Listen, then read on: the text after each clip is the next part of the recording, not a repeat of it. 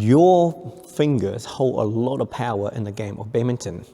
So, but the problem is that a lot of the lower level, like Lynn here, they don't think they have enough power in the fingers. So what they tend to do, they tend to swing. The problem when you swing is that this swing path is big compared to this. So when you start swinging, what happens is that you actually slow your game down, and quite often, instead of able to hit the shuttle in front of you, you're going to now wait for the shuttle to arrive a little bit more, and that actually takes away a lot of options. And as a shuttle, because you're waiting for the shuttle a bit more, you will find the shuttle start to come down that little bit extra, which means now it's going to be slightly below the tape even more. So it's limit your options even more. So I think it's really important that, like, as you're learning your badminton and improving, learn to have faith in the amount of power that you have in your finger, especially if you play front court. You're so close to the net that it doesn't take much to able to hit the shuttle out. But quite often, you'll come forward, like Lynn I know anyway, instead of just squeezing like this, she would do a big swing. And by then, your timing is off, the shuttle will go out or go into the net, control is all over the place. So today, I want to try to get Lynn to learn to appreciate, just relax and squeeze, relax and squeeze. For both hands, for backhand and for forehand. And just by doing repetition, she will start to train her brain to realize that, hey, I have enough power in here to do what I need to do. And as you grow that confidence and learning how to not just use a finger, but using, a bit more of the forearm, a bit more of the shoulder to pull and squeeze, that power just increase with time, okay? So in this exercise here, I'm just going to get Lynn to probably just turn a little bit like this on her backhand, so she doesn't have to move much. So this first part of the exercise is not about just moving. It's just purely just about getting used to the finger power. So she's going to be on here on the service line. So if she was going to play double, she normally would be on here, right? So I'm just going to slowly feed her the shuttle. And one of the things that I want her to think about is what I call meet the shuttle. It's a term that I invented last night when I was training Joel. So you imagine, so if you stand there, right, turn like this, right, so your right foot forward, right, so your grip is in the backhand, yep, okay, so make sure it's really nice and soft, make sure you've got plenty of gap, right. So now if the shuttle is here, so what I'm saying, meet the shuttle, what it means is that your racket, you're basically going to, as the shuttle arrives, you don't swing back. So she doesn't swing back. She's going to bring her racket so that she meet, no, you don't have to do anything with your feet, right? You're just going to meet the shuttle early. That's all it is, okay? So no back swing, right? So as the shuttle arrives, right? So let's say you're going to start like this. As the shuttle arrives, I just want you to bring your racket up to meet the shuttle, okay? That's all it is. You're not even trying to hit over the net. As she meets the shuttle is just going to drop dead down here on the floor. The whole point of this exercise is to teach you guys to meet the shuttle rather than prepare like this, okay? Right? Simple exercise, so just relax, right? Just have your hand about here next to your body, right? So as I feed you the shuttle, just guide your hand forward to meet. No, you don't have to squeeze. See how your racket's back here? That's what I don't want. That is your problem, right? So you imagine you get ready like this, right? So when I get the shuttle, and you can probably start like that then. As I feed you the shuttle, I just want you to meet the shuttle. Like reach for it and touch it. As high and as far in front as you can. Okay.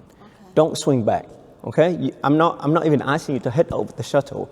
I just want you to meet the shuttle. Make sense? All right, so let's see if you can do it. Meet the shuttle. Good, right? That's it. And relax again. Yeah, down here. Yeah. Meet the shuttle. Good, right? Meet the shuttle. See, don't swing back. Meet it early, right? Extend your arm even more. Extend your arm, meet it. That's it. There you go. Extend your arm. Good. Right?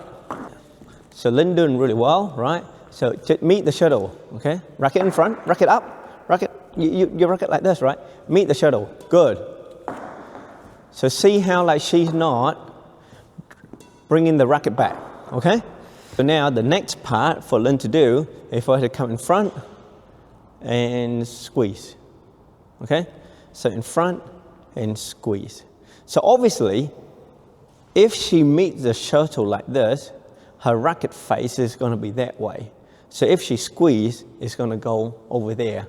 So if she wants to hit it straight, then she has to drop the racket back a little bit more to hit. Now the racket will be more faced that way. But it's really important to, so even though, let's say, I want to hit like this, because you have to, so then your racket face is pointing towards that left corner there. But I don't want her to come forward like this, okay? Because essentially, you're still waiting for the shuttle to arrive. It's better for you to come forward with the racket in front and then drop back and squeeze. Does that make sense? So instead of going like this, I want you to go like that. Yeah? So you're only trying to meet the shuttle first, and then you can decide what to do with your swing. So as the shuttle arrives, you can go like this, and you're going to drop back, and you're going to squeeze, and it'll go that way. Okay? But your racket got to be more like this. So try it again. The shuttle arrives. See, I don't want your racket like this. I want your racket to try to meet the shuttle, right? So try it again, right? So as the shuttle arrives, meet the shuttle, and then draw it back, and then squeeze. And it should go down there. Okay.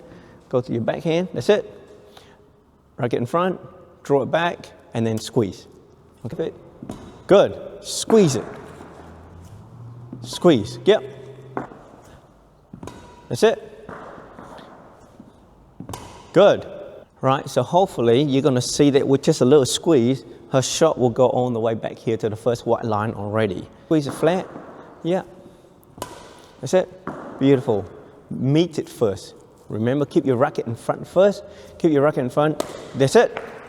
Okay. Nice. That's it. That's it. So in this next drill, one shot she's just going to touch and drop, and one shot she's going to squeeze, okay? So when you drop, you just touch the shuttle as early as you can. Good. There you go. And the same thing, and squeeze. Push it forward. That's it. And then squeeze. That's it. Nice and relaxed. That's it. Nice. It's an exercise that you guys just have to learn to do a lot. Just learn to relax, learn to keep this hand in front, and squeeze, squeeze, squeeze. Okay? So let me show you. As you can see, my hand is here. My racket's in front of my hand, right? So I go, my racket's in front of my hand. Yeah?